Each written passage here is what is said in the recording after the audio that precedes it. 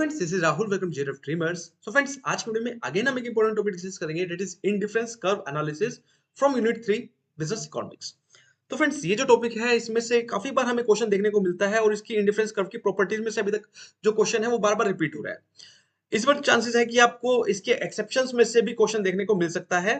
Question generally हमारे पास match of the flowing के रहते हैं या जनरल जो नॉर्मल हमारे बेसिक क्वेश्चन होते हैं उस तरह के क्वेश्चन पूछे जाते हैं। तो हम इस टॉपिक को डीपली डिस्कस करेंगे। बेसिकली हम बात करने वाले हैं इस टॉपिक के अंदर कि इंडिफरेंस कर्व होता क्या है, इंडिफरेंस शेड्यूल क्या है, असम्पशंस क्या क्या होती है, इंडिफरेंस कर्व की प्रॉपर्टीज कौन सी हैं और एक्सेप्शंस कौन सी हैं। अगर इंपॉर्टेंट टॉपिक्स की अगर सब टॉपिक की बात करें तो प्रॉपर्टीज और एक्सेप्शंस दोनों की दोनों मोस्ट इंपॉर्टेंट है इसमें से। फिर हम डिस्कस करेंगे कि किस तरह के क्वेश्चंस यहाँ से क्रिएट हो सकते हैं और कुछ क्वेश्चंस आपके लिए भी रहेंगे, तो आपको भी उसको अटेम्प्ट करना है और नीचे कमेंट बॉक्स में उसका आंसर देना है। तो फ्रेंड्स टॉपिक को स्टार्ट करने से पहले एक रिक्वेस्ट है, अगर आपको वीडियो अच्छी लगे तो लाइक जरूर करना, चैनल को सब्सक्राइब कर लेना। अगर कॉमर्स रिलेटेड कोई से भी कॉम्पिटिटिव एग्जाम की प्रिपरेशन कर रहे हैं, टेट की या फिर नेट एग्जाम की, किसी की भी असिस्टेंट प्रोफेसर की प्रिपरेशन कर रहे हैं, तो आपके लिए हेल्पफुल रहेगा। टाइम टू टाइम यहाँ पे कंटेंट जो है अपडेट होता रहता है। चलिए स्टार्ट करते हैं। बात करते हैं इंडिफरेंस कर्व है क्या। देखो, इंडिफरेंस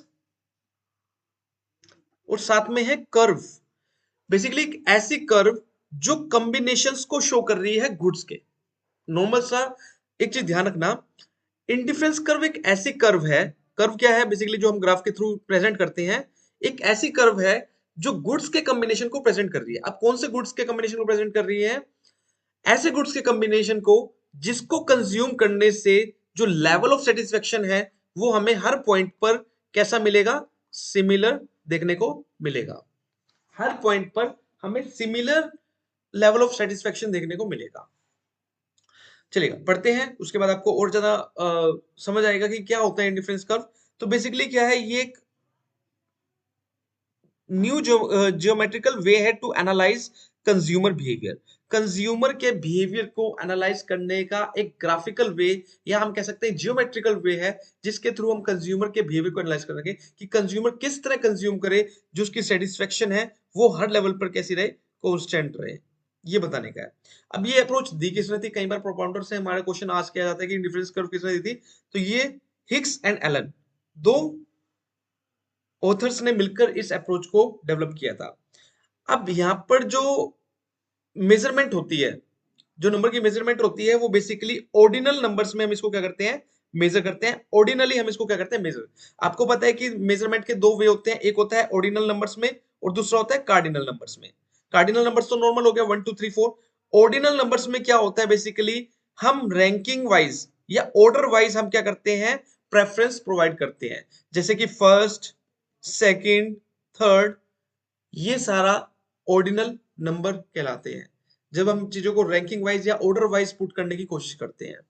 तो जो यहाँ पे मेजरमेंट करी जाती है इंडिफरेंस कर्व के अंदर वो हमारा बेसिकली ऑर्डिनल नंबर्स में किया जाता है। अब बेसिकली क्या एक्सप्लेन करती है indifference curve? It explains consumer behaviour in terms of his preference और ranking for different combination of goods से एक्स और वाई। मतलब एक कंज्यूमर है, उसको गुड्स कंज्यूम करने हैं, काफी सारे गुड्स हैं। अब उसको कौन से गुड्स को प्रेफरेंस देनी चाहिए, कौन से को बाद में देनी चाहिए, किस वे में देनी चाहिए, इस चीज को क्लैरिफिकेशन के लिए एक कर्व डेवलप की गई जिसका नाम दिया गया इंडिफरेंस कर्व। बेसिकली ये हमें ये बताता है कि कंज्यूमर को किस तरह गुड्स को कंज्यूम करे कि जो उसका लेवल ऑफ सेटिस्फेक्शन है वो हमेशा मैक्सिमम रहे। जैसे कि मान लो मुझे फ्रूट्स खाने हैं, अब फ्रूट्स के लिए मेरे पास ऑप्शन है कि मैं ऑरेंज भी खा सकता हूँ, मैं गुआवा भी खा सकता हूँ, मैं वाटरमेलन भी ले सकता हूँ, ग्रेप्स भी ले सकता हूँ, लेकिन मुझे इस तरह कंज्यूम करना है कि मेरी जो स्पेंडिंग है वो कम हो और जो सेटिस्फेक्शन है वो क्या हो? ज्यादा हो। अब मैं कंफ्यूज हो गया हूँ, तो इस चीज को सोल्व करने के लिए एक कर्व बनाई गई जिसका नाम दिया गया इंडिफरेंस कर्व। तो बेसिकली क्या है? It is a geographical is a graphical presentation of different combination of goods that give similar kind of satisfaction। तो बेसिकली यहाँ पे जो वर्ड इंपॉर्टेंट है वो है सिमिलर काइंड ऑफ सेटिस्फेक्शन हमें प्रोवाइड करे, इस तरह मैं गुड्स को कंज्यूम करना चाहता हूँ। अब बात करते हैं इंडिफरेंस शेड्यूल क्या होता है। देखो, जब भी हम इंडिफरेंस कर्व बनाते हैं तो इंडिफरेंस कर्व बनाने से पहले हमें एक शेड्यूल तैयार करना होता है। उस शेड्यूल के बेस पर ही क्या करते हैं? कर्व को डिजाइन किया जाता है।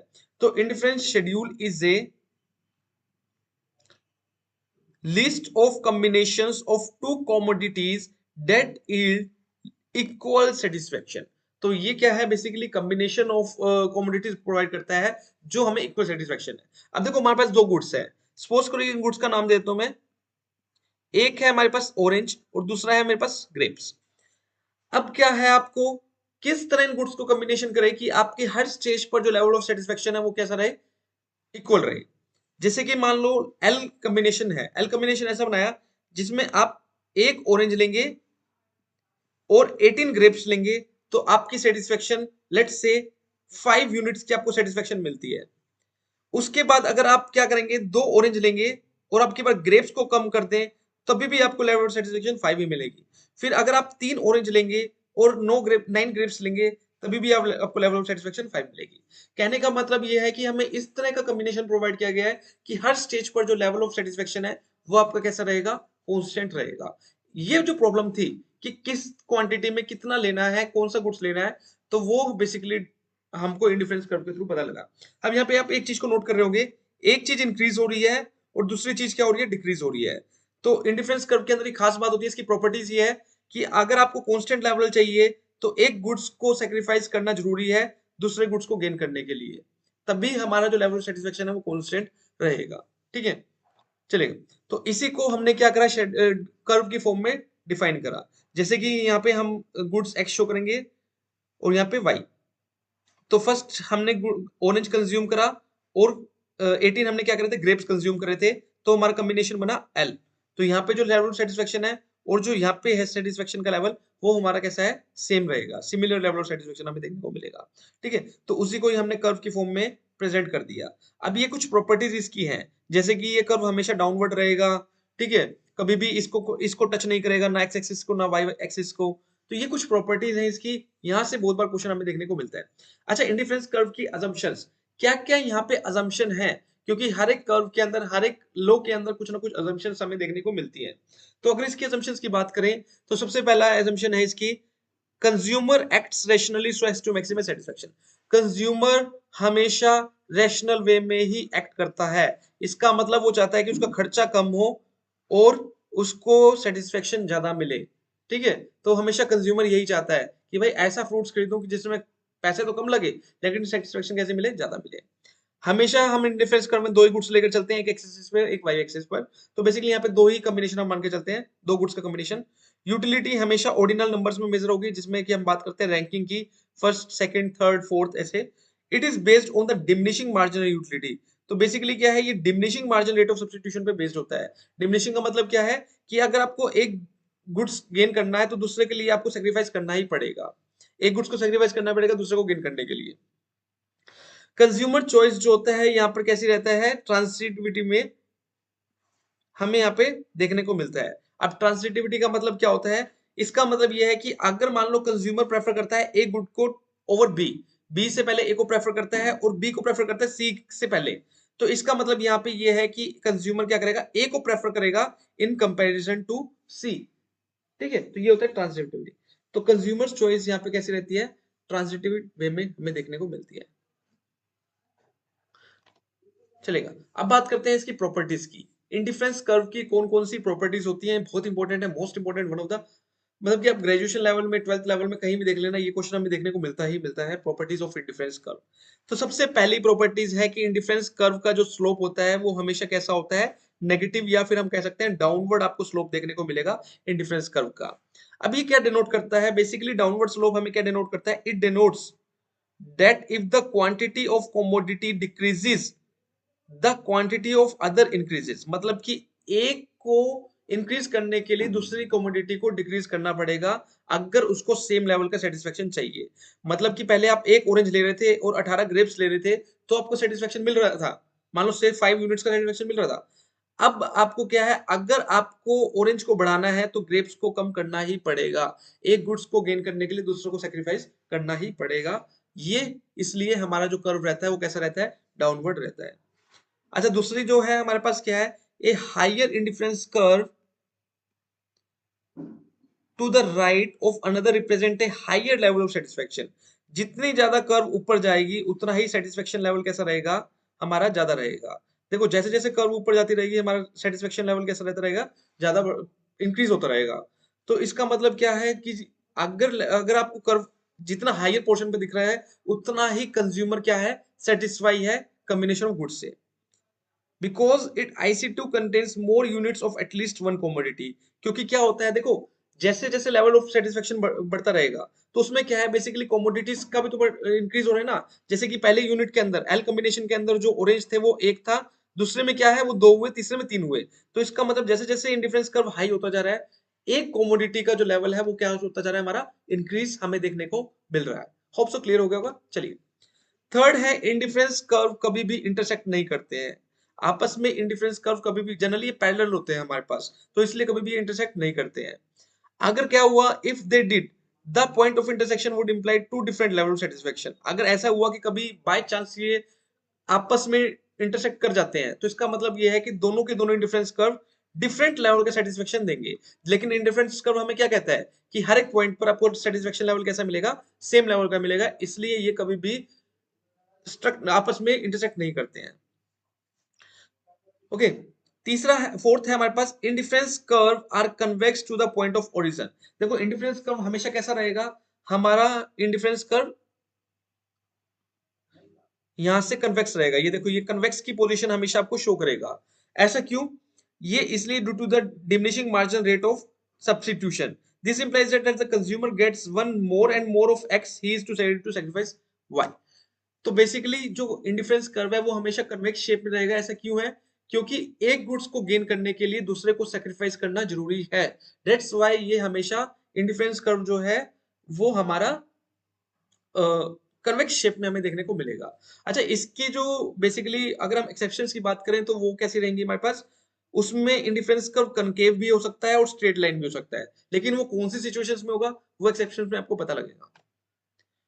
Indifference curve never touches x axis और वाई एक्सिस। तो ये कभी भी एक्स एक्सिस को टच नहीं करेगा और वाई एक्सिस को भी टच नहीं करेगा। ऐसा क्यों, क्योंकि कोई भी गुड्स हम ऐसा नहीं है, देखो यहाँ पे कॉम्बिनेशन की बात कर रहे हैं, तो कॉम्बिनेशन में कम से कम एक यूनिट तो मुझे लेनी पड़ेगी ना एक गुड की, और दूसरे की कितनी भी हो सकती है, लेकिन एक गुड्स की मिनिमम 1 यूनिट तो मुझे लेनी पड़ेगी।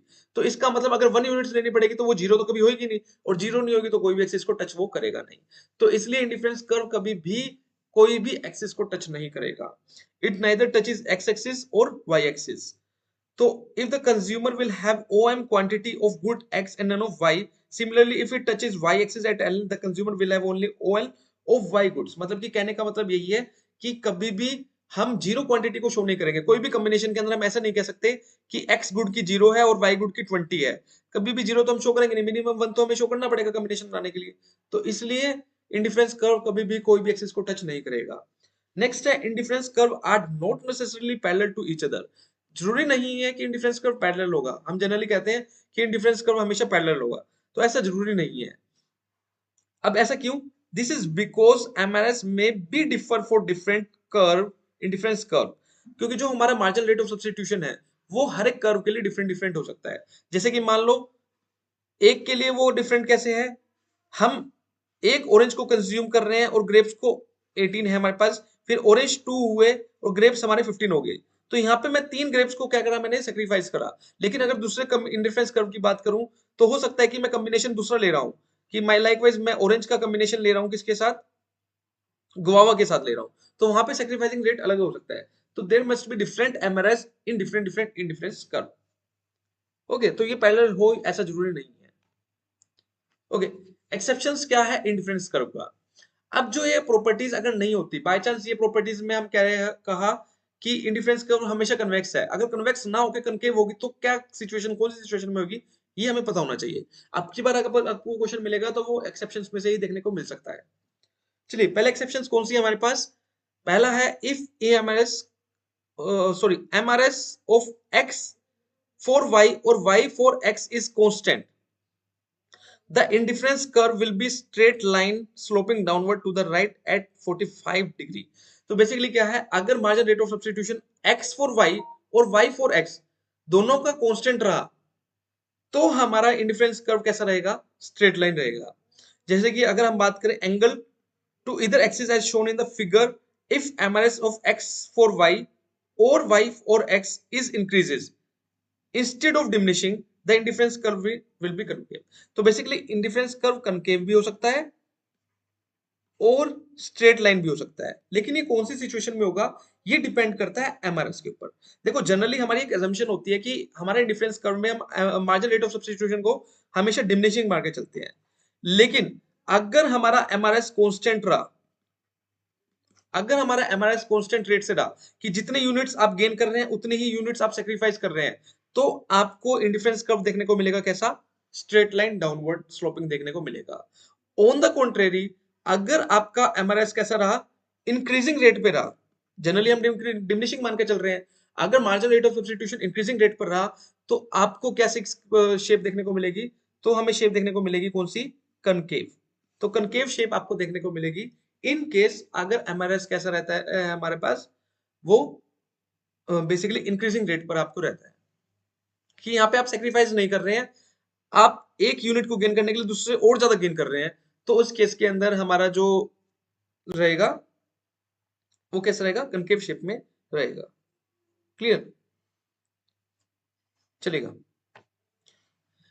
एक्सेप्शन 2 है हमारे पास, perfect complementary goods have L shaped indifference curve of perfect complements. Basically क्या है, अगर गुड्स हमारे परफेक्ट कॉम्प्लीमेंट्स हैं, मतलब एक ऐसे गुड्स हैं जो एक दूसरे के ऊपर डिपेंड है, लाइकवाइज टायर्स एंड कार। भाई टायर्स का यूज बिना कार के नहीं है और कार का यूज बिना कोई टायर के नहीं है, दोनों कॉम्प्लीमेंट्री हैं, या हम कह सकते हैं pen and ink. Pen pen बनाने के लिए इंक का होना जरूरी है, अगर आपके पास इंक नहीं है और पेन है तो उसका कोई यूज नहीं है। तो ये सारे कॉम्प्लीमेंट्री गुड्स है। तो इन गुड्स के केस में जो इंडिफरेंस कर्व रहेगा वो कैसा रहेगा, आपका एल शेप आपको देखने को मिलेगा। तो perfect complementary goods are those which are used simultaneously in the definite ratio. For instance, right shoe and left shoe are perfect complement because one is useless without the other. तो इन goods के case में आपको जो indifference curve है वो कैसा देखने को मिलेगा, एल शेप देखने को मिलेगा। अच्छा, क्वेश्चन आपसे कैसे जनरेट हो सकता है, क्वेश्चन जनरेट हो सकता है कि एल शेप्ड इंडिफरेंस कर्व किस केस में आपको देखने को मिलेगा। नीचे आपको दे सकते हैं सब्स्टिट्यूट गुड्स के केस में, बी आ सकता है कॉम्प्लीमेंट्री गुड्स के केस में, डी आता है आपके पास, सी आता है नॉर्मल गुड्स के केस में, नन ऑफ द अबव।